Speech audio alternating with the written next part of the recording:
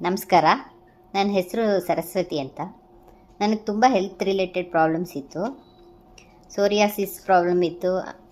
ಆದರೆ ಅದರ ಡಾಕ್ಟ್ರ್ ಹತ್ರ ಎಲ್ಲ ಹೋದರೆ ಸ್ಟಿರಾಯ್ಡ್ ಕೊಡ್ತಿದ್ರು. ಅದರಿಂದನೂ ಏನೂ ಸಾಲ್ವ್ ಆಗಲಿಲ್ಲ. ಅದ್ರ ಜೊತೆಗೆ ಬಿ ಪಿ ಶುರುವಾಯಿತು. ಆಮೇಲೆ ಆಯುರ್ವೇದ ಡಾಕ್ಟ್ರ್ ಹತ್ರ ಹೋದರೆ ಪಂಚಕರ್ಮ ಟ್ರೀಟ್ಮೆಂಟ್ ಎಲ್ಲ ಕೊಟ್ಟರು. ಅದರಿಂದನೂ ಏನೂ ಸಾಲ್ವ್ ಆಗಲಿಲ್ಲ.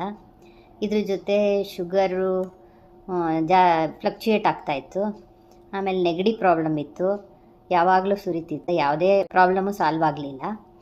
ಹೀಗೆ ಒಂದು ಸತಿ ಯೂಟ್ಯೂಬ್ ನೋಡ್ತಿರ್ಬೇಕಾದ್ರೆ ಕೃಪಾ ಮೇಡಮ್ದು ವಿಡಿಯೋ ನೋಡಿದೆ. ಅದರಲ್ಲಿ ಅವರು ಈ ಥರ ಪ್ರಾಬ್ಲಮ್ಸ್ನೆಲ್ಲ ಸಾಲ್ವ್ ಮಾಡ್ಬೋದು ಅಂತ ಹೇಳ್ತಿದ್ರು. ಇವರು ಶ್ರೀ ದಕ್ಷಿಣ ನಾಗಕಾಳಿಕಾ ದೇವಿ ಆರಾಧಕರು. ಒಂದು ಸಲ ಇವರ ಹತ್ತಿರ ಯಾಕೆ ಹೋಗಿ ಟ್ರೈ ಮಾಡಬಾರ್ದು ಅಂತ ಅವ್ರಿಗೆ ಫೋನ್ ಮಾಡಿ ಅಪಾಯಿಂಟ್ಮೆಂಟ್ ತೊಗೊಂಡೆ. ನಾನು ಮತ್ತು ನಮ್ಮ ಮನೆಯವರು ಹೋಗಿ ಮೀಟ್ ಮಾಡಿದ್ವಿ. ನಾನು ನನ್ನ ಪ್ರಾಬ್ಲಮ್ನೆಲ್ಲ ಅವ್ರಿಗೆ ಹೇಳಿ ನನ್ನ ರಿಪೋರ್ಟ್ನೆಲ್ಲ ಅವ್ರಿಗೆ ತೋರಿಸ್ದೆ.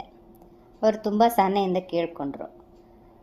ಅದು ನೆಗೆಟಿವ್ ಎನರ್ಜಿಯಿಂದ ಆಗ್ತಾ ಇರೋ ಪ್ರಾಬ್ಲಮ್ ಅಂತ ಹೇಳಿದ್ರು. ಶ್ರೀ ದಕ್ಷಿಣ ನಾಗಕಾಳಿಕಾ ದೇವಿಯ ಕೃಪೆಯಿಂದ ಅದನ್ನು ಸಂಪೂರ್ಣವಾಗಿ ಗುಣ ಮಾಡ್ಬೋದು ಅಂತಲೂ ಹೇಳಿದ್ರು. ಅದಕ್ಕೆ ಟ್ರೀಟ್ಮೆಂಟ್ ತಗೋಬೇಕು ಅಂದರು. ಸುಮಾರು 1.5 to 2 ವರ್ಷ ಆಗುತ್ತೆ ಅಂತ ಹೇಳಿದ್ರು. ನಾನು ಹೇಳಿದ್ದನ್ನು ಶಿಸ್ತಿನಿಂದ ಪಾಲಿಸಬೇಕು ಅಂತ ಹೇಳಿದ್ರು. ನಾನು ಇದಕ್ಕೆ ಒಪ್ಪಿದೆ. ನಂತರ ಟ್ರೀಟ್ಮೆಂಟ್ ಶುರು ಮಾಡಿದ್ರು. ಅವ್ರು ಹೇಳಿದ ಥರ ಎಲ್ಲ ಫಾಲೋ ಮಾಡಿದೆ. ಕೆಲವು ತಿಂಗಳಾದ ಮೇಲೆ ಗ್ರ್ಯಾಜುವಲ್ಲಾಗಿ ಎಲ್ಲ ಪ್ರಾಬ್ಲಮ್ಗಳು ಕಮ್ಮಿ ಆಗ್ತಾ ಬಂದವು. ಸೋರಿಯಾಸಿಸ್ ತುಂಬಾ ಕಮ್ಮಿ ಆಯಿತು. ಫ್ಲಕ್ಚುಯೇಟ್ ಆಗ್ತಾ ಇದ್ದ ಶುಗರು ಕೂಡ ಕಂಟ್ರೋಲಿಗೆ ಬಂತು.